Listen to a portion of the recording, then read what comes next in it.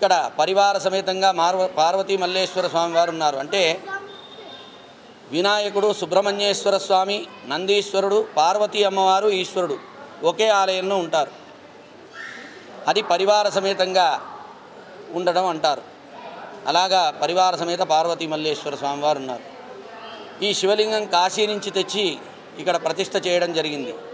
ప్రతిష్టలో కూడా విశేషంగా ఆ యొక్క శివలింగం కింద మనం సువర్ణ యంత్రం పెట్టడం జరిగింది. సోమసూత్రం అనేది అభిషేకం చేసిన తర్వాత నీళ్లు బయటకు వచ్చేటువంటి దారి ఏదైతే ఉంటుందో అక్కడ చండీశ్వరుడు అని అధిపతి. అక్కడ మకరి ఆకారంలో అంటే మొసలి ఆకారంలో ఆ యొక్క సూత్రాన్ని పెట్టడం జరిగింది. ఎందుకంటే ఎవరైనా కానీ ఏ వర్ణం వారైనా కానీ ఆలయం గర్భాలయంలోకి వెళ్ళి అభిషేకం చేసుకోవాలి.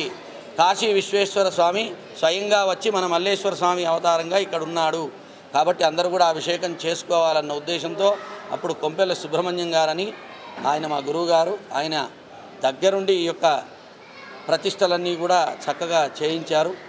మరి అలాగే కోదండ రామాలయం సీతా లక్ష్మణ హనుమత్ పరివార సమేతంగా ఉంటారు రాములవారు. అక్కడ కూడా ఆ యొక్క స్వామివారి కింద సువర్ణ యంత్రం పెట్టడం జరిగింది.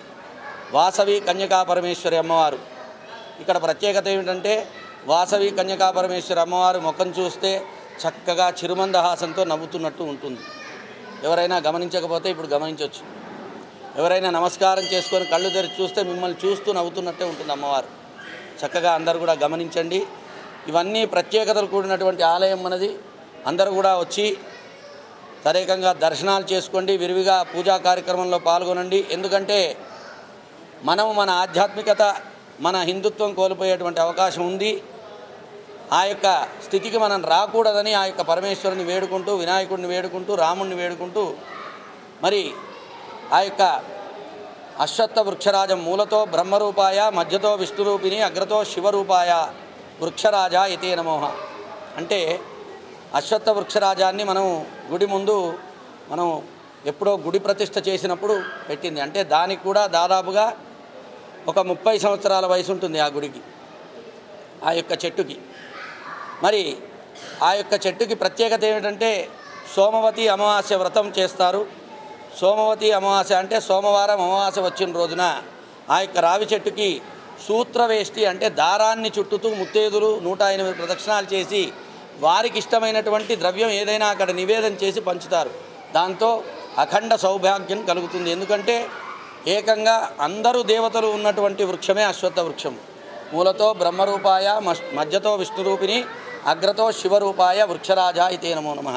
మూలాల్లో బ్రహ్మ, మధ్యలో విష్ణు, అగ్రంలో ఈశ్వరుడు ఉన్నటువంటి ఆ యొక్క అశ్వత్థ వృక్షం కూడా మనం మన గుడి ముందు వేంచేపజేసుకోవడం జరిగింది. కాబట్టి ఇలాంటి విశేషమైనటువంటి ఆలయంలో మనము 2 సంవత్సరాల క్రితం మనం శ్రావణ మాసంలో చక్కగా ధ్వజస్తంభ ప్రతిష్ఠ కూడా చేయడం జరిగింది. ధ్వజస్తంభ ప్రతిష్ఠ చేసిన తర్వాత ఖచ్చితమైనటువంటి ఆగమ పూజాది క్రతువులు జరగాలి. ఇదివరకు వేరు, ఇప్పుడు వేరు.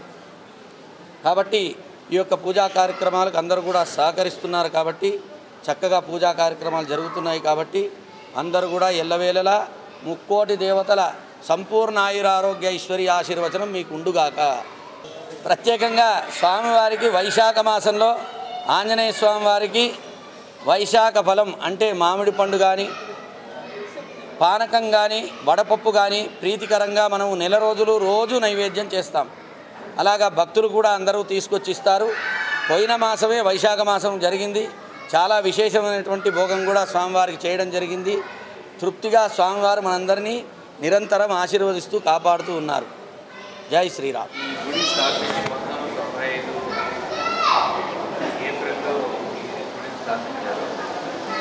మొదటిగా ఓన్లీ ప్రసన్న స్వామిని స్థాపించారు.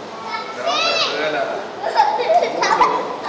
శివాలయాన్ని, ఆ తర్వాత రామాలయాన్ని, తర్వాత వాసవి కన్యగా పరమేశ్వరి దేవిని, తర్వాత నవగ్రహాలని స్థాపించి దినదినాభివృద్ధిగా ప్రసిద్ధి చెందింది. ఇది మారుతీనగర్లో, ప్రగతి నగర్లో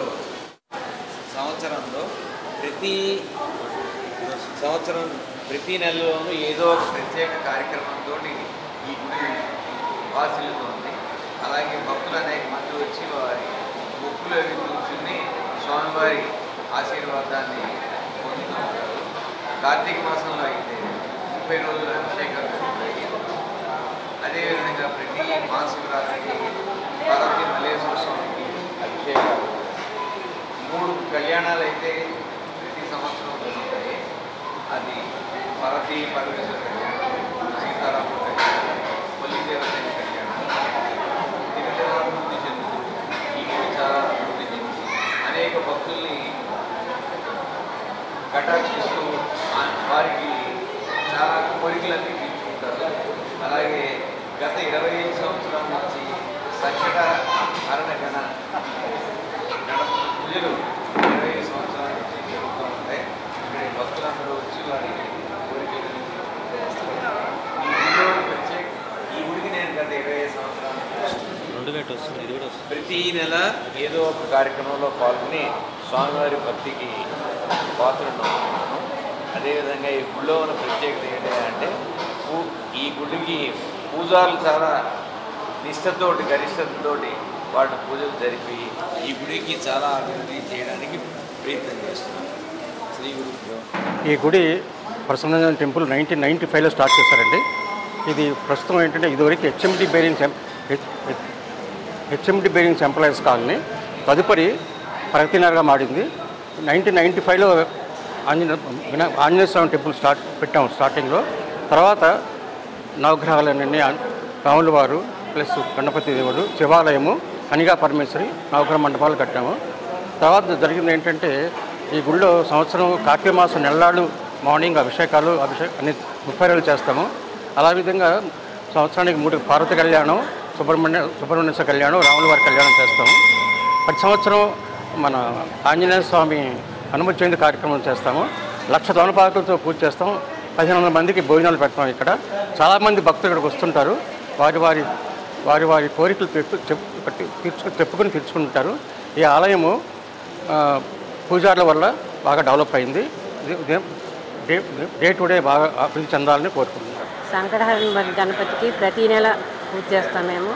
ఆ రోజంతా ఉపవాసం ఉండాలి. మనం కోరుకుని ఒక కోరిక కొబ్బరికాయ పెడతాము. దేవుడిని మంత్రపించి ఇస్తారు పంతులు గారు. మళ్ళీ నెల ఆ కొబ్బరికాయ పెట్టి అందరికీ ప్రసాదంగా ఇస్తాము. తప్పకుండా కోరిన కోరిక తీరుస్తున్నాడు ఆ గణపతి. అందరి భక్తులంతా సంతోషిస్తారు.